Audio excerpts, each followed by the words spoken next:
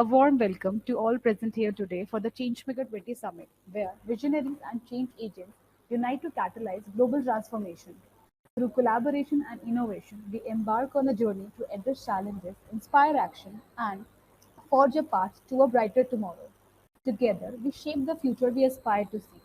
Distinguished guests and esteemed participants, I am Anupma Thakur, and with great pleasure, I welcome you to our esteemed speaker, Dr. Neetika Chhabra. She holds a doctorate from the University of Delhi's Department of Botany. For over 14 years, she served as a fellow in the Biotechnology and Bioresources Division at the Energy and Resource Institute, TERI. Her expertise encompasses plant micropropagation, biopesticide, biofertilizer production, and agricultural extension. She collaborated with 2,000 farmers in selected districts of Himachal Pradesh and Assam, aiming to enhance their livelihoods by cultivating high-value crops and introducing diverse biotechnology interventions. Dr. Chhabra's endeavors extended to smart urban organic farming, encouraging carbon footprint reduction and promoting organic food cultivation in limited spaces. Her work at the Center for Agriculture and Rural Development (CARD) involved empowering FPOs, FFPOs, and agripreneurs, nurturing awareness and value chain development. She initiated CSR projects for women empowerment and agrarian livelihood improvement. Currently, she serves as a fellow in strategic communication and for sustainability within the Environment Education and Awareness Division, striving to induce behavioral shifts towards sustainable lifestyles. Dr. Chabra's contribution include numerous peer-reviewed national and international publications. Uh, Over to you, Mrs. Chabra. Thank you. Good evening, everyone. And thank you, Anupma, for the warm welcome and your kind words. At the outset, I would like to thank you, PBT. So, dear friends, as Anupma has introduced me, I'm Neetika Chhabra. I work in Environment Education Awareness Division of the Energy and Resources Institute, TERI. And as you may be aware that TERI is an independent multidimensional organization with capabilities in research, policy, consultancy, and implementation. In TERI, I specifically work in the area of strategic communication for sustainability. We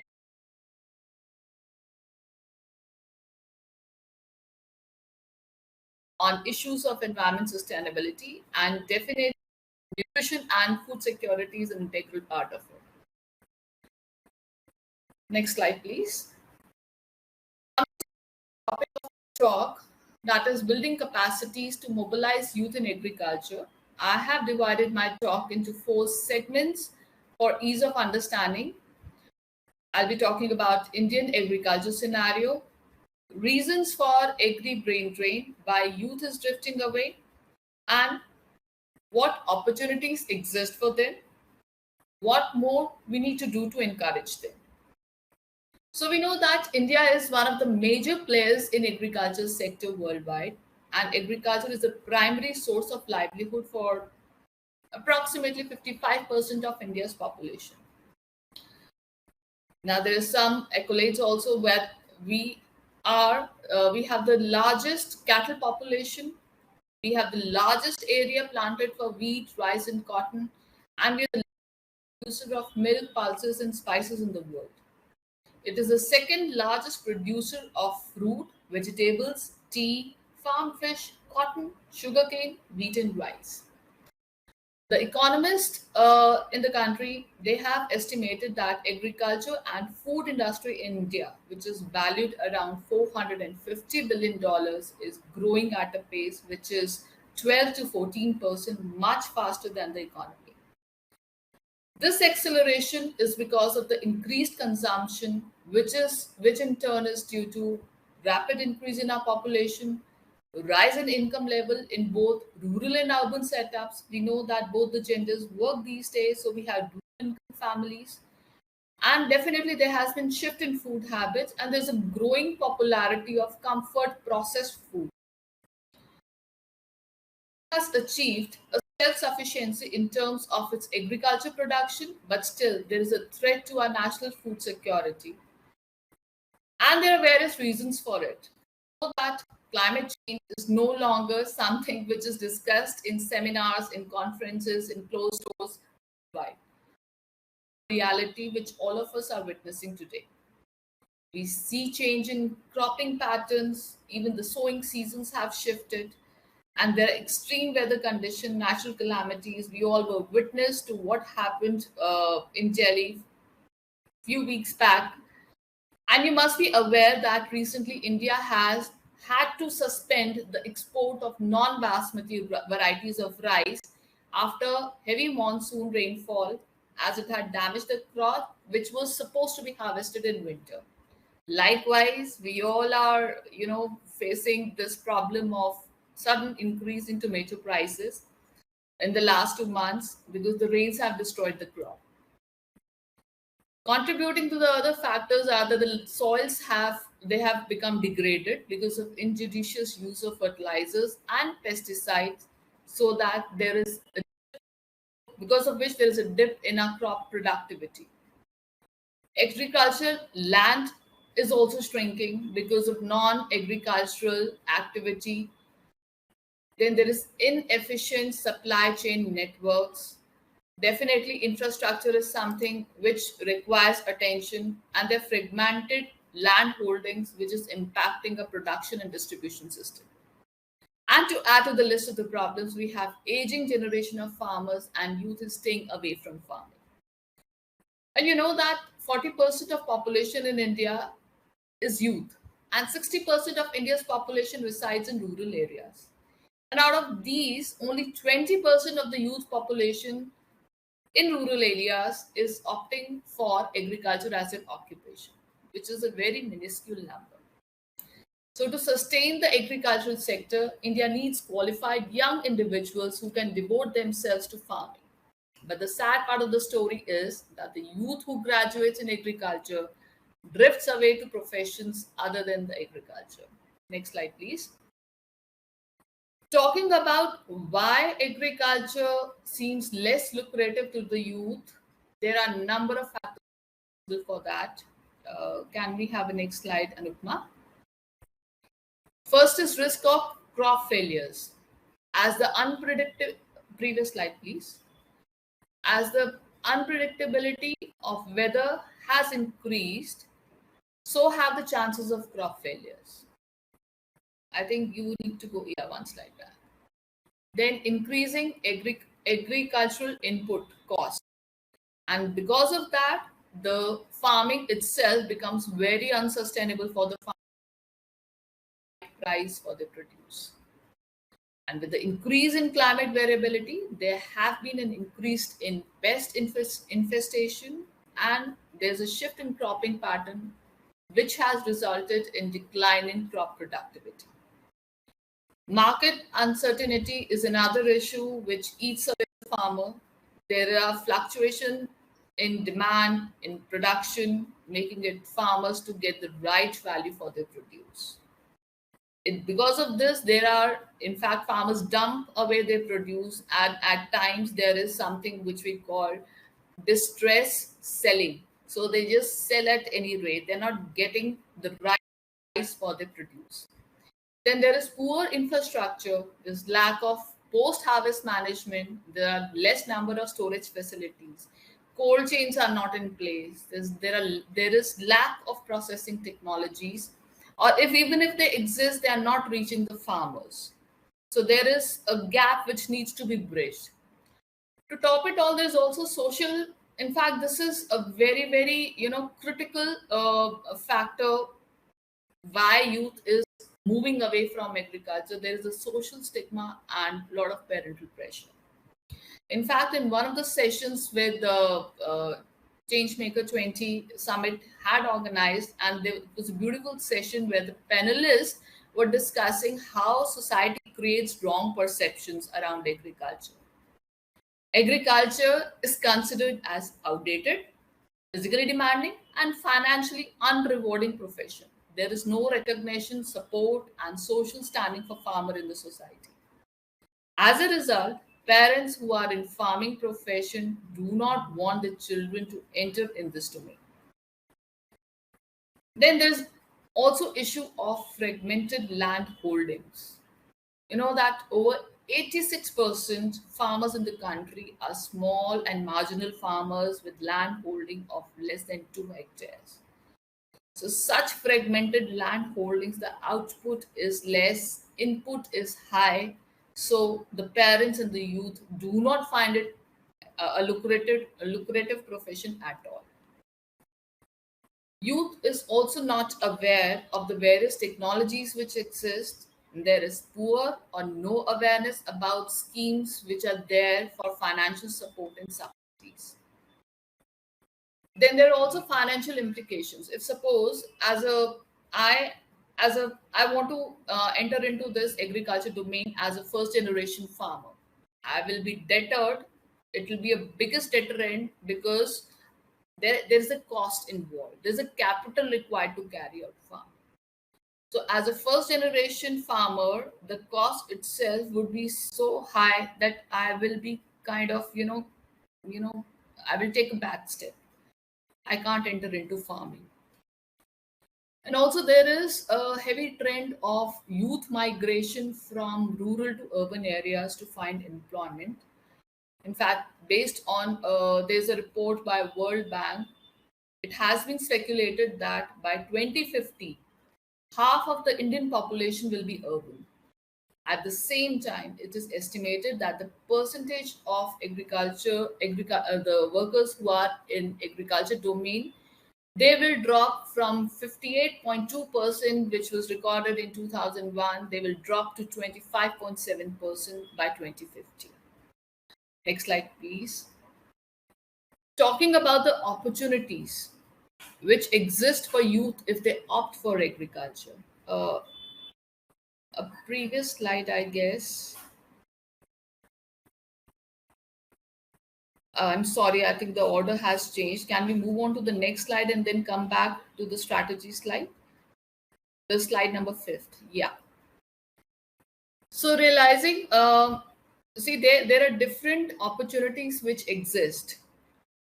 There is something called a scheme which has been launched by ICR through its agricultural extension division by the name of Attracting and Retaining Youth in Agriculture, or it is called ARIA for short.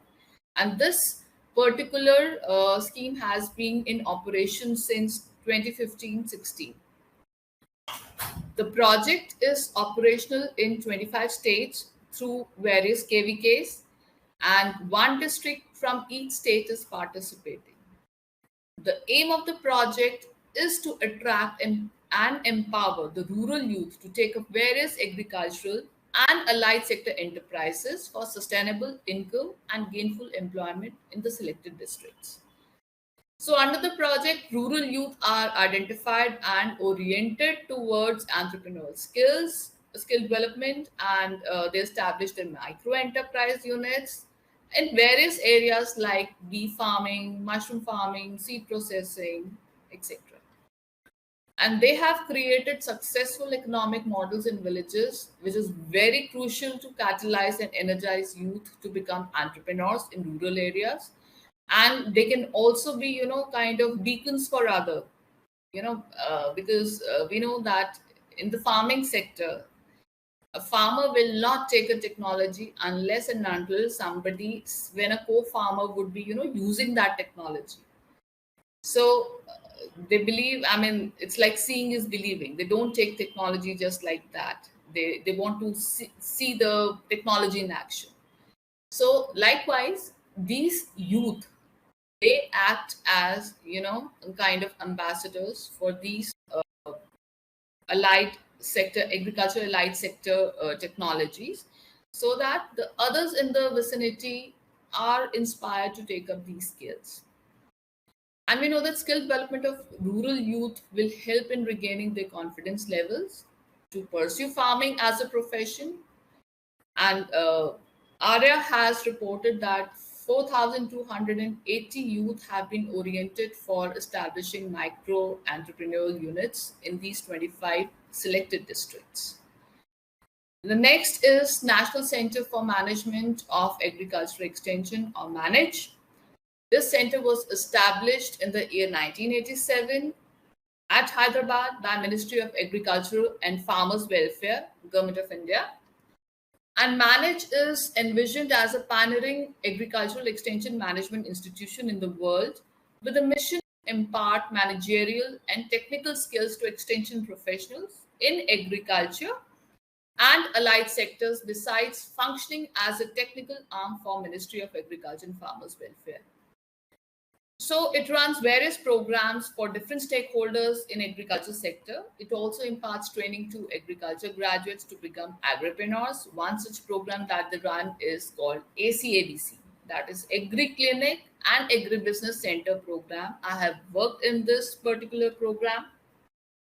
It's a 45-day residential program wherein the selected agricultural graduates, they are kind of given inputs on various sectors, and then they have to select a particular sector where they would like to establish the enterprise. Post that, they are then attached to an industry partner who would do the hand holding, help them do the market surveys, and at the end of it, they are supposed to develop a detailed project report. Now, this detailed project report is submitted to a bank, and in fact, Manage or the NTIs who are conducting these. NTIs are nodal training institutes who are conducting these training programs. They help in licensing of banks and the candidates. So it's a very good program, and they have many success stories. If you visit their portal, you will have number of success stories and very inspiring too. Now coming to the agriculture skill, in fact, one more thing about the Manage, they also have something called Center for Innovation and Agripreneurship. It is a one-stop solution for creating successful ventures in agriculture and allied sector. And the center helps navigate innovation right from ideation to full-scale commercialization, and they too have number of success stories. Coming on to ASI or Agriculture Skill Council of India, it is a not-for-profit concern working under the aegis of Ministry of Skill Development and Entrepreneurship, and it works towards capacity building by bridging gaps and upgrading skills of farmers, or wage workers, self-employed and extension workers engaged in organized and unorganized segments of agriculture and allied sector. And Agriculture Skill Council of India also runs number of programs. To name a few, they are Pradhan Mantri Kaushal Vikas Yojana, Deen Dayal Upadhyay Gramin Kaushal Yojana, Mission for Integrated Development of Horticulture.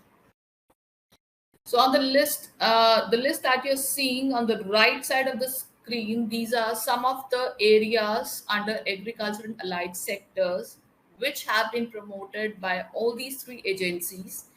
They are honey production, mushroom farming, poultry, duck farming, goat farming, catfish, carp hatchery. These are fish farmings. Vermicomposting units, precision farming, nursery management, value addition and processing, post-harvest value addition of fruits and vegetables, and there are many more to the list. But it is very important. In the same session, I was listening to the panelists, and they were very writing kind of spelling it out, that it is very important to identify the enterprise that one is thinking of taking up, because there are several factors. It is just not that I am liking goat farming, so I should do goat farm. I have to consider several factors, such as what is the geography that I'll be operating in. Is there a market available? Or maybe there are some local socio-economic conditions which may not be good or may not be in favor of my taking up this goat farming activity. So one has to be careful of the sector one is entering. Please change the slide. So the other initiatives taken by Government of India to give a boost to agriculture, which most of the which youth is not aware, and we need to make them aware, is doubling of farmers' income. The government had constituted an interministerial committee in 2016 to examine issues related to doubling of farmers' income. A report was submitted thereafter, and 7 areas were identified which would help in doubling of farmers' income. These were increase in crop productivity, increase in livestock productivity, resource use efficiency, reduction in cost of production. Because if the resources are not used efficiently in farming, that leads to increase in the production cost. The farmer is not going to get that cost from the customer, so he has to kind of bring down the cost of production. Then there has to be increase in crop intensity. The focus should also be on diversification to high value agriculture and the remunerative prices on the farmers produce. And the farmer should also think of shifting the surplus manpower from farm to the non-farm occupation. So, in line with these strategies, for doubling the farmers' income, government had adopted various reforms and implemented various developmental schemes, programs, and initiatives, such as increasing the MSP for all Kharif and Rabi crops. At the moment, government is supporting MSP for 22 crops, and in all likelihood that would increase the number of crops will be added to this MSP list. Then supplementary income transfer from PM Kisan, this is a scheme. Then crop insurance under Pradhan Mantri Fasal Bima Yojana. We know that crops, they're very susceptible to vagaries of nature. There's a lot of unpredictability, a lot of risk involved. So this crop insurance scheme helps. Then better access to irrigation under Pradhan Mantri Krishi Sanchai Yojana, Agri Infrastructure Fund. This fund basically helps in setting up the infrastructure, like to control the post harvest losses, because there's shortage of warehouses, there's lack of cold chains, and the processing and packaging units are not in place. So this Agri Infrastructure Fund takes care of that. And this new procurement policy under PM Asha, it is particularly for oil seeds. It gives a lot of exemption and kind of bridges the gap between the selling price and the MSP. Then there are Kisan credit cards. These cards, they were issued to the farmer on the basis of the land holding, and they were adopted uniformly by banks so that the farmer may use these cards to purchase agriculture inputs that he requires for his farming and also draw cash for their production needs. Then I'm sure most of you must have heard about formation and promotion of 10,000 FPOs. FPOs is Farmer Producer Organization. Now, these FPOs were formed because we know that there are fragmented land holdings. Now, the input cost is high and the output is less. If the farmers come together and make an FPO which works as a single unit, they can definitely bargain with the vendor about the agri input cost. At the same time, they can sell their produce at a better rate. Plus, there are a lot of schemes which are given to these FPOs to augment their income, to kind of improve their infrastructure. So it's a very good scheme, and it's being implemented all across length and breadth of the country. Then there is National Mission for Sustainable Agriculture, or NMSA, to make Indian culture more resilient to the changing climate. And adoption of drone technologies in agriculture, which has a potential to bring about a lot of change, whether it is pesticide spray or monitoring of crops. But then it has an issue of cost versus the value it is giving, and it is being fine-tuned to give the desired results. Then there are adoption of various agri-allied projects, which we discussed a few minutes before, and the focus has to be on application of digital technology at all stages of agriculture value chain. And the agri inputs have to be provided to the farmers at a subsidized. FPOs I explained a little while ago. FFPO is fish farm producer organization. So he can kind of develop business linkages for these FPOs and FFPOs for their better functioning, and definitely he can earn some returns uh, in between. Then he can be an exporter. He can be a researcher, he can be a problem scouter, or he can be information disseminator. So coming to the strategies that that should encourage youth to take up agriculture as a profession is there has to be some courses related to agriculture in the school curriculum, and this has to be backed by exposure visits to agriculture field because it is a very impressionable stage, and what we talk to them, it'll go a long way. So it should be made mandatory in schools to sensitize students about agriculture and why it is important to practice it. Then we also have to bring about behavioral change in different sections of society about agriculture, and this is the area that my group is working actively on. We are trying to bring about a behavioral change in different segments of the society, and we know that agriculture is the biggest sector of the country, yet it is not considered as a respectable profession, and this perception should change if we have to ensure our food and nutritional security. So we have to organize workshops and seminars or awareness programs. We should, involve all segments of the society. We should start interacting with students and youth, followed by parent-teacher fraternity, so on and so forth. Then we also need to train our youth on soft skills for taking up entrepreneurial journey. The reason for this is like there's a lot involved in becoming an entrepreneur. So administrative skills are required.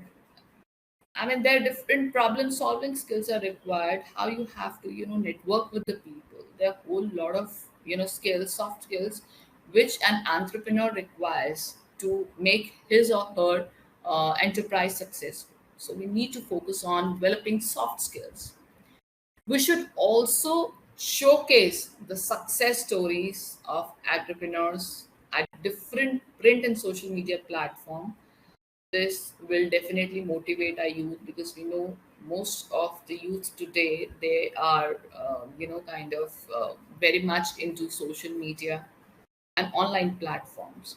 So showcasing of success stories of such entrepreneurs would definitely help in their change in mindset, and they would see agriculture as a viable profession. We should also carry out awareness programs on modern techniques and should have demonstrable, profitable farming models in small land parcels. We should also create awareness in the youth about various programs and schemes run by government because most of the farmers and the youth and the rural youth are not aware of what programs are being run by government. So awareness definitely is required in this sector. Another beneficial thing that should help in kind of encouraging youth is the agriculture university should run on online short-term free courses on different segments of agriculture about farming. Their whole modules can be developed for that. So that would definitely be very beneficial for our youth. Then exposure visits for youth in colleges and universities should be must to see farming and farm related technologies in action. In capacity building of interested youth in climate resilient agriculture and the smart agricultural practices is also something that one can look at.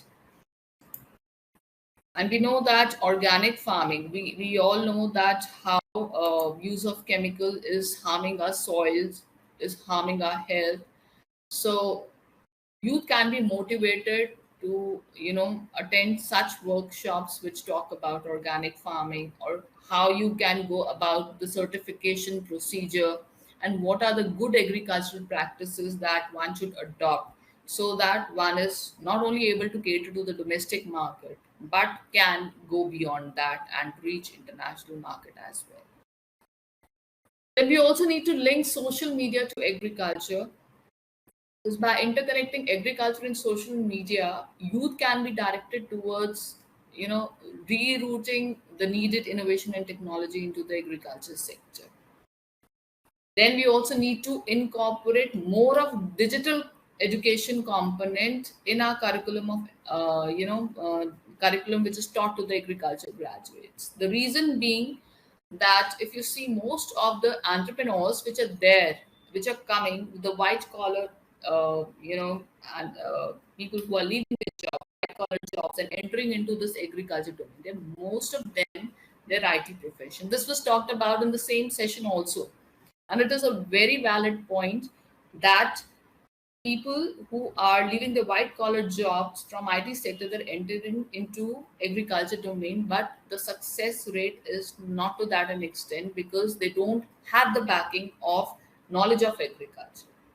What if that particular content, the youth they who are being taught in these graduate courses, a digital component is enhanced so that they themselves are well equipped to kind of, you know, bring ICT into agriculture. It's a huge domain, and that would really help in precision agriculture. Then youth should be made aware of how AI and ICT technology can be used in agriculture. Then a lot of upcoming fields we know of: hydroponics, of aeroponics, precision agriculture. How you can there was another brilliant idea which was shared in that session, like one can have a virtual visit of the farm. So you can multitask, you can visit your farm virtually and see everything is in place. Then another important point I would like to make is that we should have networking platforms wherein different stakeholders are invited.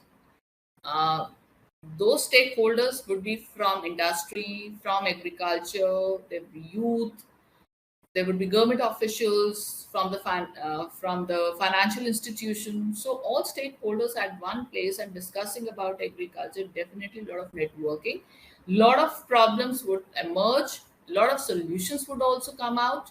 So it would be, you know, this would also motivate youth towards agriculture, that yes, it's a whole ecosystem which works together. How does gender equality play a role in engaging young women in agriculture and related enterprises? Would you like to answer it? Okay.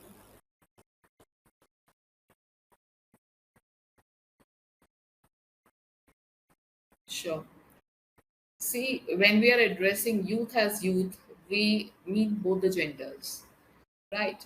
We know that most of the women at farm, if you see, women are the ones who are working in farm, right?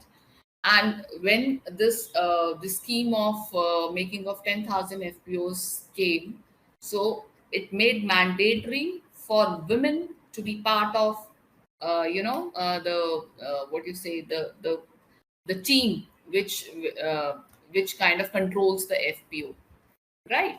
So it was made mandatory to make women part of board of directors in each and every FPO, and there are special FPOs which are exclusive of women, because women is an integral part of agriculture.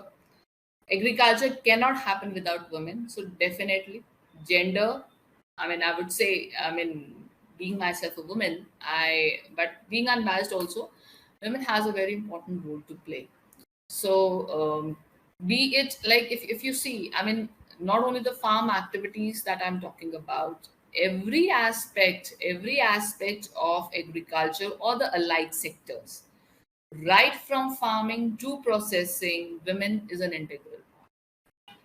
So goes without saying. And plus, in fact, recently I was listening to one of the session wherein the government has facilitated, like, how women can, you know, be a landholder. If husband has x big of land, a wife can apply and be part of that land. So this is to, you know, the government understands the importance of women in agriculture. So there are different schemes, different, where women is participation of women is made mandatory. So Yes, yes, that goes completely. And without saying. I really resonate with you what you have just Thank mentioned, you. I Nitika hope I've ma'am. answered your So thank question. you so much for this beautiful presentation. And on behalf of my team, I extend my heartfelt gratitude to each and every one of you for gracing us with your presence at this wonderful and enlightening session. It has been a truly inspiring and informative session, one that would not have been possible without the collective efforts of our distinguished speaker, Nitika ma'am, and our attentive audience, and the dedicated team that worked tirelessly behind the scenes. Thank you so much, Neetika ma'am.